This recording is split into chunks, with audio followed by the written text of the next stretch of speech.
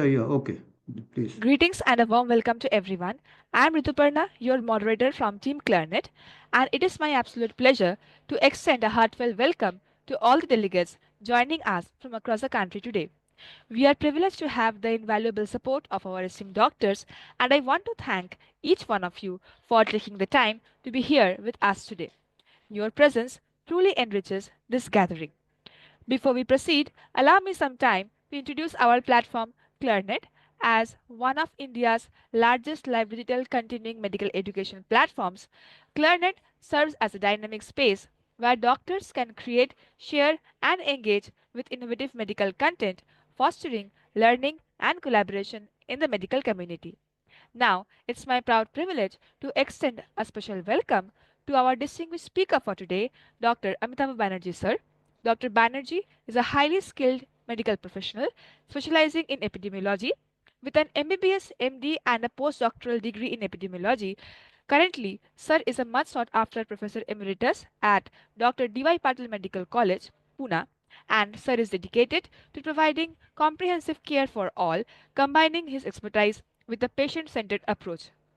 Thus, we are honored to have such a renowned expert with us today to share his insights on the topic, a detailed review and case studies exploring the complexities of concurrent dengue and hepatitis A infections. Before delving further into our discussion, here is a brief description of today's topic. Concurrent infections with dengue and hepatitis A present significant diagnostic and therapeutic challenges. The overlapping clinical features, including fever, malaise, and gastrointestinal symptoms, often complicate the identification of both conditions. Hepatitis A, characterized by liver inflammation, may exacerbate liver dysfunction in patients with dengue, which can already induce liver enzyme elevation. Understanding the interaction between these infections is critical to improve patient outcomes as management strategies for concurrent dengue and hepatitis A infections remain complex and evolving. So, to further enlighten us on this topic, I would like to hand over the session to you, sir. Please proceed with your talk. Thank you, Rituparna, and I am very grateful to Clarinet to invite me on this platform. It's always a pleasure. So, today the topic is dengue and hepatitis A co-infection, and I will be talking from the epidemiological insights, how the epidemiological insights can guide the clinicians, because in tropical countries like India, we have got a large number of infections and any number of co-infections can occur. So why we have chosen dengue and hepatitis A and how we can hone into these two only, uh, I will be discussing the epidemiological background, because usually the clinician and epidemiologic, there is no interface. So how this interface between the epidemiological intelligence and clinical practice can help. So the scope of a discussion would be challenges of co-infections with endemic infections in developing countries. So this is the first sentence itself brings a focus to know what are the endemic infections where we are practicing, because the endemic infections will differ from place to place.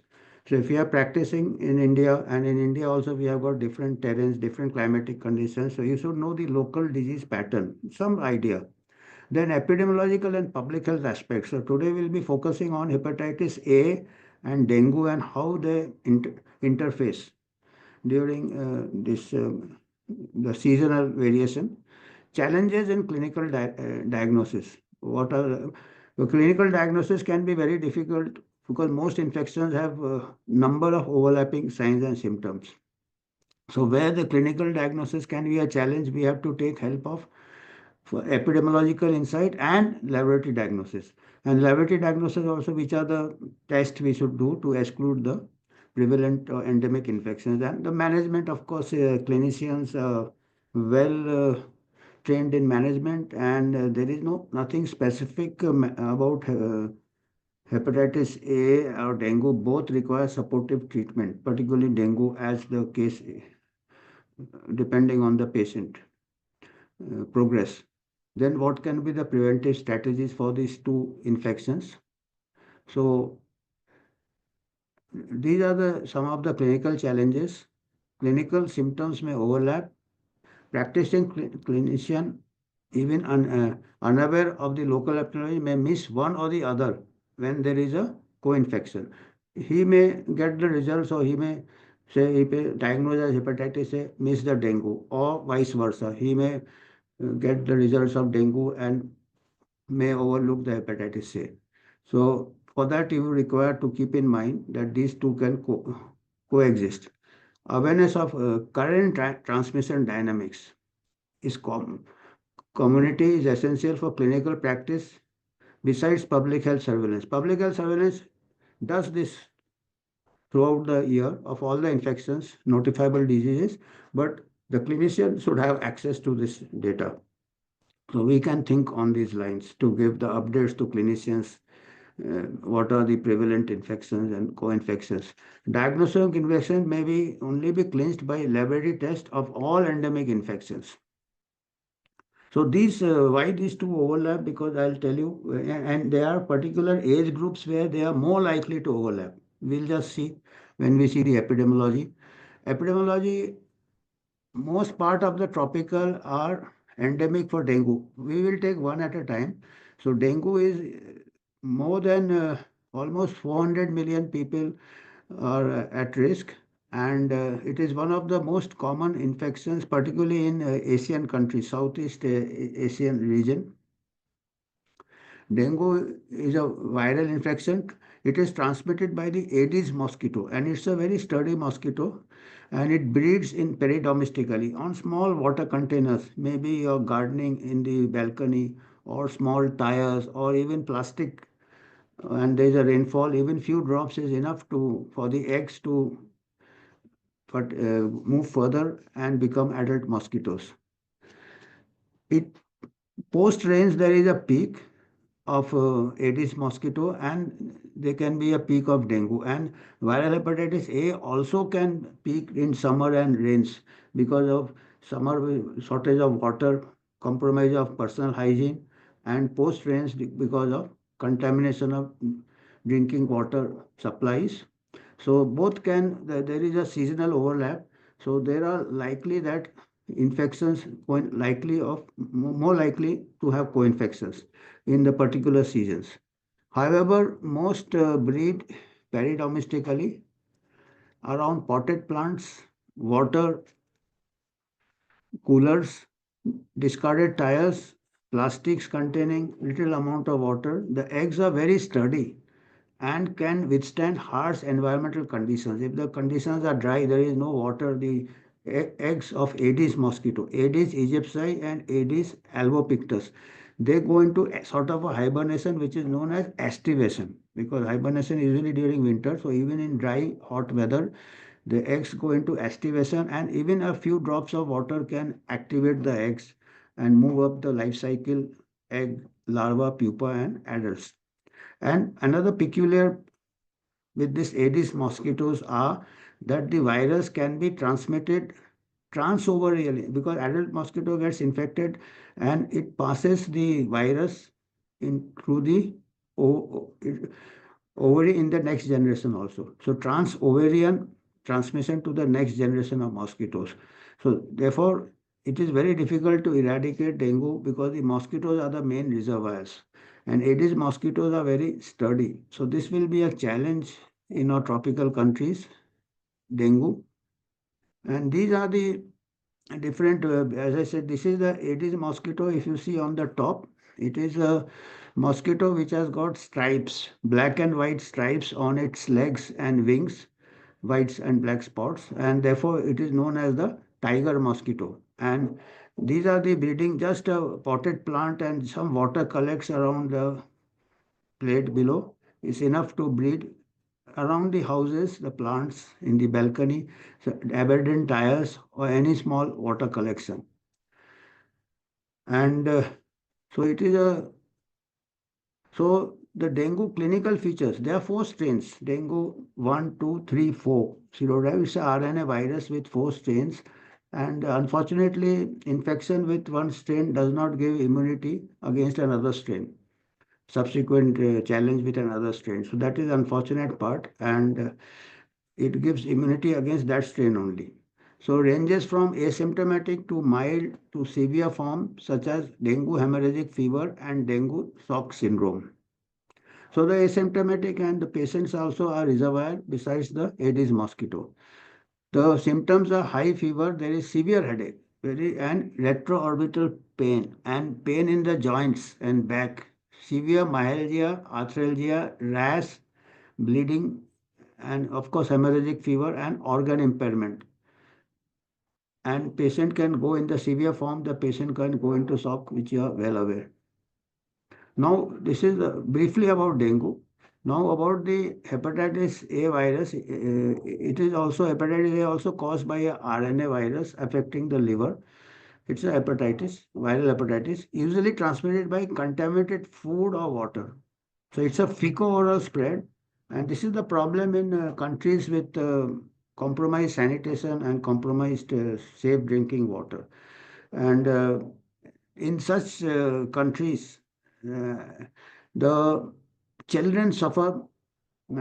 Children actually do not suffer; they get the infection in the first 5, 10 years. By the time 10 years, they get most of the time they may get subclinical infection and develop immunity, perhaps lifelong immunity.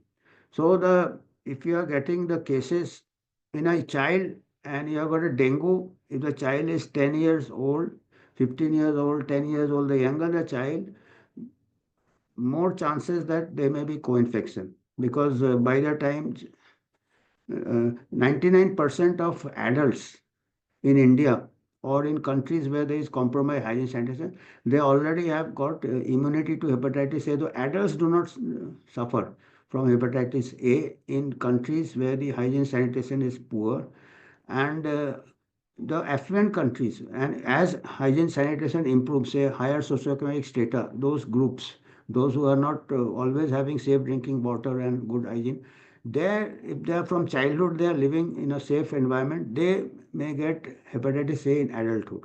So when you have got a practice, you have to see the socioeconomic background of the patient.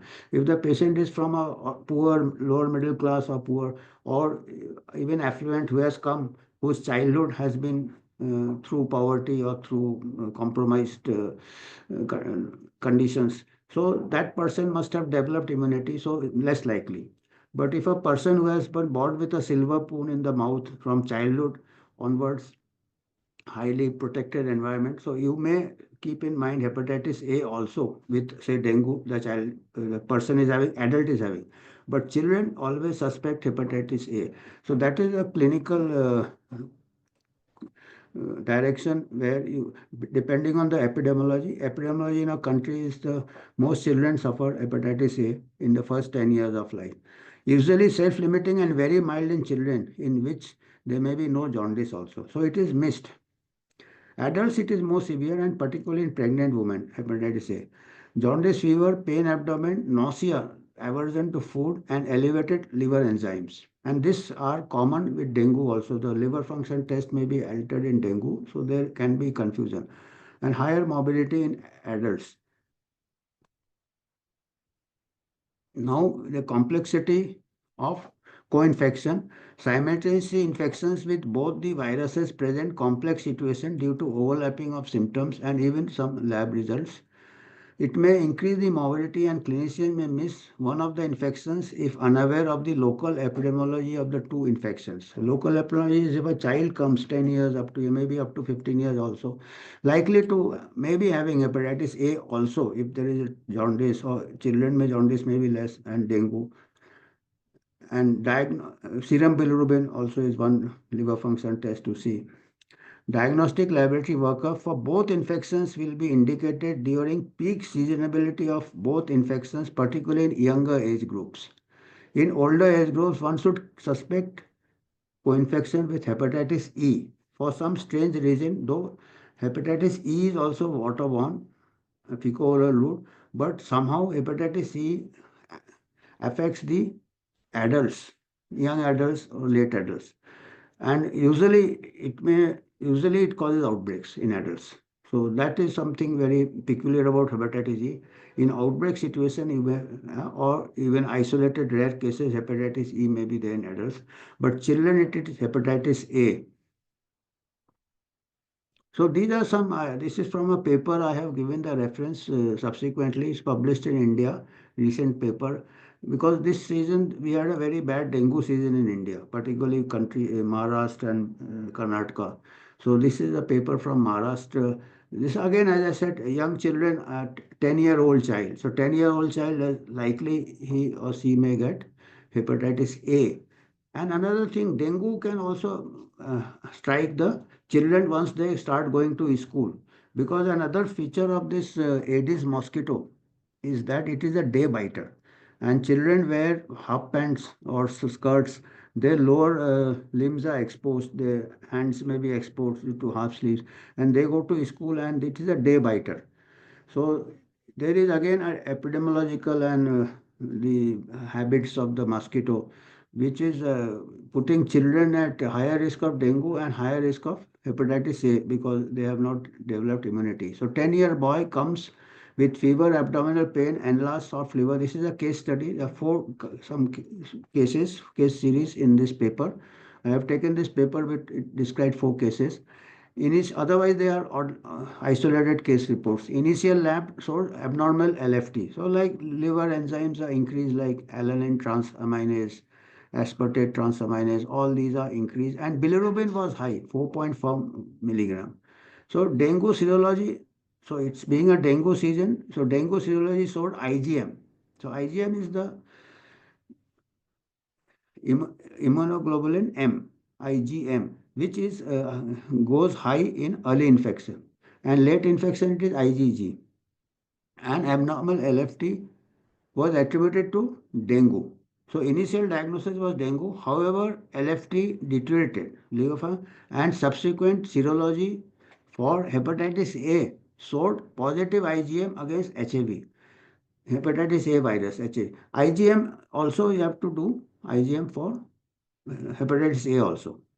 Any viral A, because isolation of virus is very difficult and cumbersome. So indirectly, if you find first couple of weeks, IgM goes up. So if you find IgM against a particular virus, whether it is hepatitis A or it is dengue, you can confirm the diagnosis of recent infection.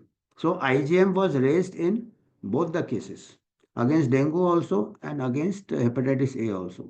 So this was patient was managed in the hospital, closely monitored, and without supportive treatment, it recovered within a week.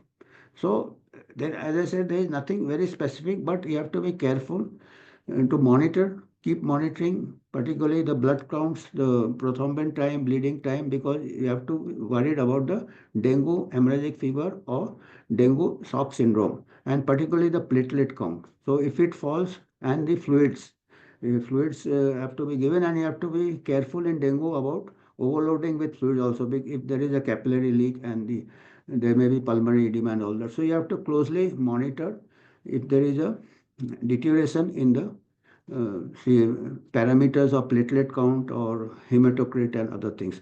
So the child was monitored. One good thing is most of the children they are withstand the hepatitis A very well. Hepatitis A in children are very mild. It is more severe. So you have to take care when there is a co-infection with hepatitis A and dengue in a child. You have to take care of the dengue, and the patient, the hepatitis A will take care of itself. Younger patient. Similarly, you see that was a 10-year-old child. This was a 16-year-old boy, little still in childhood. So, with similar patterns, presentation with added signs of reduced air entry, bilateral in the inframammary region. So, this child also had some respiratory, yeah, decreased air entry. Dengue was positive and NS1 first, and it also tested positive for hepatitis A virus IgM, indicating co-infection with both the deranged coagulation profile, as I said. Chest X-ray showed bilateral pleural effusion. So there was some capillary here. Started on oxygen or mask, IV fluids, antibiotics, and vitamin K because of its coagulation profile. And this patient also recovered and discharged in 4 days. So this was a slightly older child, and dengue appeared to be a little more severe in this, but this child also recovered.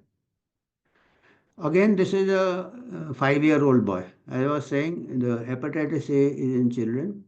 All the cases were in children. So adults, hepatitis A is very rare in places where we are exposed to infection early.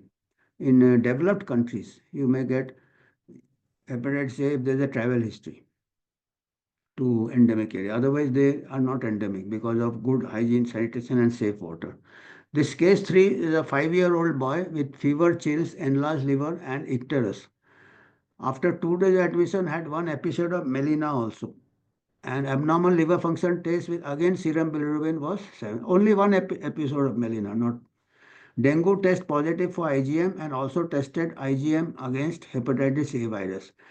Had patient had jaundice and was found both again co-infection. Again the patient recovered. So basically hepatitis A is self-limiting in children and dengue also if you monitor closely they recover and you have to treat as the course of the disease. If it goes, you have to take care of dengue, hemorrhagic fever, and dengue, which some people may go into. And again, case 4 is again a young child, 12-year. So all the cases were 16 to 10 to 5 years. Fever, headache, and retroorbital pain, which is typical of dengue. And investigations again, liver function test was deranged, and serum bilirubin was higher. And again, it shows both hepatitis A and dengue positive. Also recovered with supportive treatment. So these are, I mean, these are some cases which shows that there is much. This may be just tip of the iceberg. So the question is, you should not miss the severe infection. Like dengue can cause more mortality than hepatitis in children. So the clinical take-home message is suppose you get a patient of hepatitis A, you diagnose in a child. And because it's self-limiting, you may find some serum bilirubin high, some jaundice, and you may diagnose hepatitis A. But you should exclude that dengue should be excluded if it's an endemic area, and most of the country is endemic for dengue. Because if you miss dengue, you just think you have got a lab report of hepatitis A, you should not be satisfied that you should exclude dengue. Otherwise, the child goes into dengue shock syndrome or dengue hemorrhagic fever. That would be unfortunate. So that is the message ki you should know if there is a co-infection, which infection to monitor closely. And we know natural history hepatitis A is self-limiting, but dengue may take a adverse turn anytime. So the co-infection hepatitis and dengue poses unique challenges for clinical features and shared risk factors. Risk factors are same. It's the season rather. And children are exposed to dengue. Children are exposed to hepatitis A. Is very common worldwide, particularly in communities with inadequate sanitation and hygiene standards. The coexistence of dengue fever with other infections such as it's not only dengue and hepatitis A. You have to also keep in mind post strains. There may be leptospirosis. Again, it may give rise to it.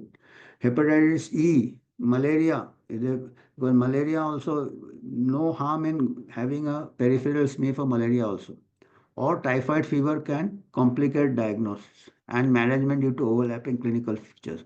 This is just a wake-up call, just that there may be co-infection hepatitis, but at the same time, you should think of other co-infections also. So these are the preventive measures. The vector control, and that is for dengue, is vector control and mass awareness to limit peri-domestic breeding of mosquito. And here we require the rather municipalities are there, corporations are there, but more important are the people themselves because most of the breeding of Aedes mosquitoes are in the houses or in the balconies, peri-domestic. And the flight range of Aedes is very small. It cannot fly long. So it is breeding near the house and biting near the house. Or it may be near the schools also. Schools may be fountains may be there, some water collections may be there, leaf may be there or tree holes may be there. So these are the places the school children can be taught to clean the water which are stagnated. The houses can be house to house surveys can be done. Even children go back to the houses, they can be told to clear the pots and other things at least once a week if they clear the life cycle of mosquitoes. If they have dry day once a week, it will break the cycle of the mosquito. So it requires public participation. Challenges in Aedes mosquito, as I have already mentioned, they are day biters, and young school children are vulnerable to both dengue and hepatitis A infection. Safe water and sanitation is for hepatitis A. That is the dengue control, and this is safe water and personal and food hygiene. So public water supplies are neglected nowadays. Everybody is going for Bisleris and other bottled water. That quality also we don't know how they are being manufactured, or they are just using the bottle and putting any water. So these are the challenges. And conclusion is simultaneous occurrence of dengue fever and hepatitis poses diagnostic treatment challenges. It is crucial to comprehend the distinct aspects of each infection and recognize the shared clinical traits to ensure precise diagnosis and effective management, particularly for the more serious infection that is dengue. A high level of awareness of the epidemiology of various infections is important for the clinician to correctly detect and manage co-infections. I have got some references. These four cases which I presented in this, I just outlined actually. If you are interested, you can read the full paper. That is reference number 2. So these are the case series by Vaga and et al. So these are the dengue case series which is published in June 2024 in Curious. Others are also there, but this is the number 2 is the main reference. So I think I have finished here. I can take a few questions. I'll stop sharing the screen. So thank you. Any questions I can. Thank you so much, sir, for your wonderful deliberation and lucid explanation. So, with all your permission, we are moving on to the questions. So, kindly allow me a minute to share the screen, sir.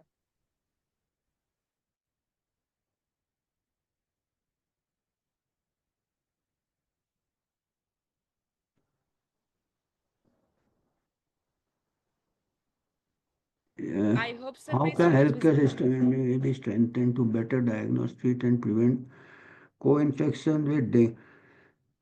So this is an important requirement. Actually, we should have a good public health infrastructure, which is lacking actually, because we most of these are notifiable disease, and we should have a good early warning system. There, hepatitis A, of course, is very difficult because it occurs in children. Most of them are asymptomatic, but more importantly, we can have a better surveillance of water supplies, like water supplies, safe water supplies, public water supplies, whether they are well chlorinated or not, whether free chlorine is present at the household end, and adequate water supply. So this surveillance will prevent hepatitis A.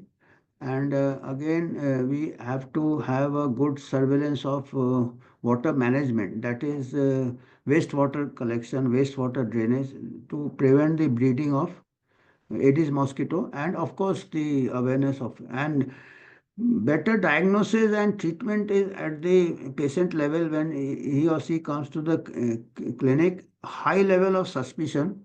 So nowadays I think most of the labs are providing the fever panel, and they almost control, they cater for all the endemic infections. Like if there is a fever panel, it can do for dengue, it will do for malaria, typhoid, and you can specifically ask for, particularly if it is a child, as I said, 10, 15 years, below 15 years or up to 16 years also, you can ask for IgM hepatitis A. So, because usually hepatitis A is not in this fever panel. So, I think that's the way we can do it. So,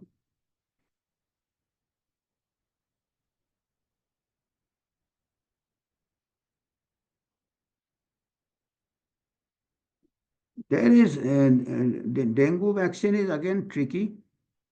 There is no vaccine. Dengue vaccine is not very widely used, because though the vaccine against dengue was licensed in 2015, I think, dengue vaccine by Sanofi. Dengue vaccine is problematic because dengue vaccine cannot be given to anyone who has not had a prior dengue infection. So this is a catch 22 situation. If you give a dengue vaccine to a person who has never encountered any of the strains of the virus, and if that person gets the dengue vaccine or a child, if he encounters a subsequent dengue infection, there can be severe reaction, antibody dependent enhancement. So dengue vaccine is problematic, so it is not freely used. Hepatitis A vaccine is there, but again, it is not in the universal program. Hepatitis A vaccine is for people traveling to endemic areas from places where they do not have hepatitis A, from say visitors from abroad. They can take hepatitis vaccine. In all context, if hepatitis A vaccine affects the children where it is mild and it is very, very mild, it is asymptomatic, and 99% of Indians, they develop the immunity to hepatitis A by the time they grow up, reach after the teens. So there is actually not much of a role for hepatitis A vaccine when the epidemiology, everybody is infected in childhood. And another thing, suppose you think of introducing hepatitis A vaccine in childhood. What it will do, it will spread the, it will cause an epidemiological age shift. Instead of affecting the children, it will affect adults in their 20s, 30s when the immunity wanes. So there may be outbreaks in adults. So that you have to, I mean, that's a dilemma. So hepatitis A vaccine is also not universally used in our country, given the epidemiology of hepatitis A.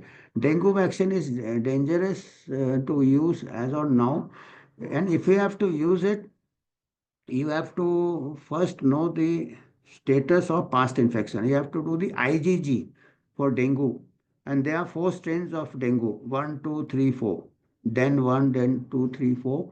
And you have to do the IgM against all the different strains of dengue. If the person is IgG, sorry, IgM is recent infection, past infection is IgG. You have to do the IgG, and only if the person is IgG positive, you can give dengue vaccine. But again, it's quite a, I mean, quite a bother rather.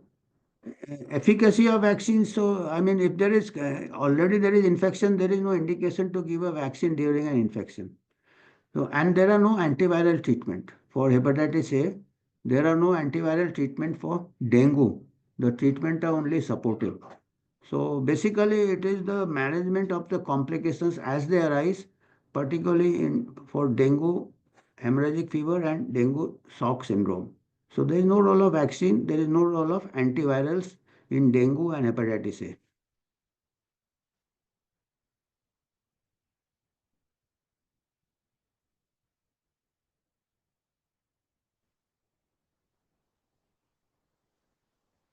Okay, this is again effective treatment strategies. Effective treatment strategies like in hepatitis A, you give, I mean, by the time the patient has jaundice and all, the patient is not infectious, and there is no specific treatment for hepatitis A also. It is only good nutrition.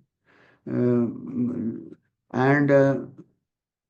similarly, for dengue, you have to monitor. You have to monitor.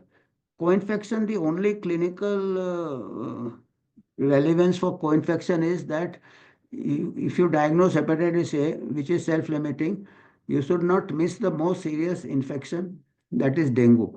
So you also should do a IgM for dengue, all the four strains. So if it is IgM, then you have to admit the patient and monitor the platelet count and other parameters like hydration, shock, hematocrit, coagulation time, and liver function test. So otherwise, there is no specific effective treatment, but monitoring, monitoring of the parameters, vital parameters.